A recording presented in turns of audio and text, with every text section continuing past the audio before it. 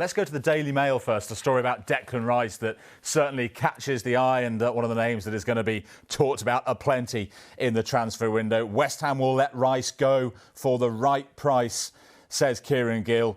West Ham resigned to losing Rice this summer if an appropriate offer arrives for their £100 million rated captain. I suppose the question is, Jason, will someone pay £100 million for Declan Rice?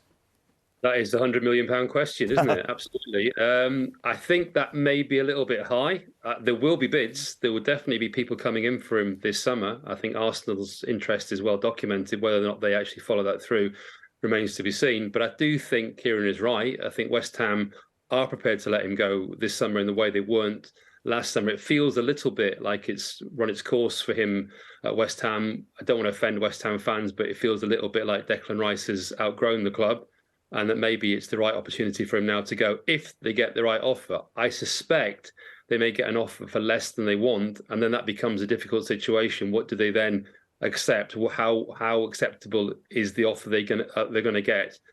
He's got one more year left on his contract, but that's slightly deceptive because there's a 12-month extension that can be triggered, and West Ham will basically say to all suitors, that's 2 more years for a player who's coming into his prime, a key player for England and for the club. So they'll want that 100 million. They'll benchmark it against the money, I think, that Aston Villa received for Jack Grealish when that clause was triggered to release him. So I think they will want at least £100 million for him. I'm not sure anyone will bid that high, but it'll be quite interesting to see where he ends up. And of course, wherever he ends up, he may well be a European trophy winner as well, with them going so well in the Conference League. John, Jason mentioned Arsenal there. I mean, just how much interest do we expect all of the top clubs to be in for Rice if it does seem inevitable now that he will move on?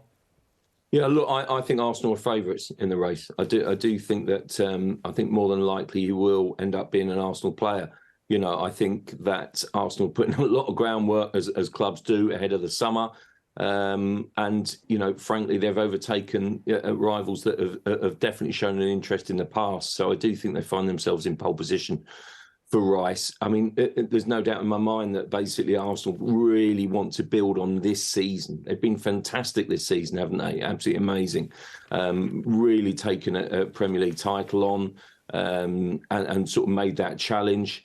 And I do think midfield is perhaps the area. I think they're looking for not just one, but 2 midfielders. Rice, the absolute #1 target. Listen, we've also done a story tonight saying that Granit Xhaka is being targeted by Leverkusen. So, I do think there's interest in other.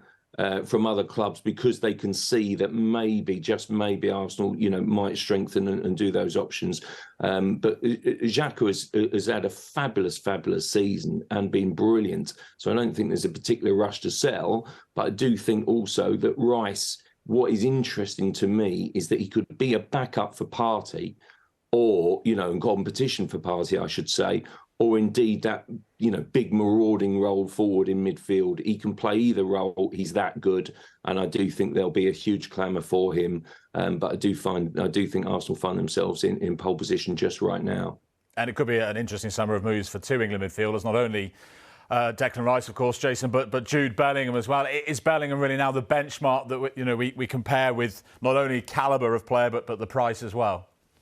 Yeah, and I think that will also affect the market, again, for a player like Declan Rice, because if Jude Bellingham goes for in excess of £100 million, which will happen, it will certainly not be less than that, and it will probably be nearer 120, 125, 130 million, then clearly he will become the benchmark in terms of what other clubs will ask for their players. And Bellingham plays in the same England team as Declan Rice, so West Ham will be totally within their rights to say, hang on a minute, our captain is tried and trusted, proven in the Premier League. If Jude Bellingham, a fantastic talent, is going for 120, 130 million, then we should expect at least 100 million for Declan Rice. So there may well be a domino effect onto that. And obviously, if Manchester City lose out on Jude Bellingham, will they, try and gazump Arsenal's hopes of signing Rice? I think they've looked at Rice in the past and decided perhaps not for them, but they will be in the market, we know, for midfielders as well. So in some summers we get, a huge movement of strikers or a huge movement of wingers.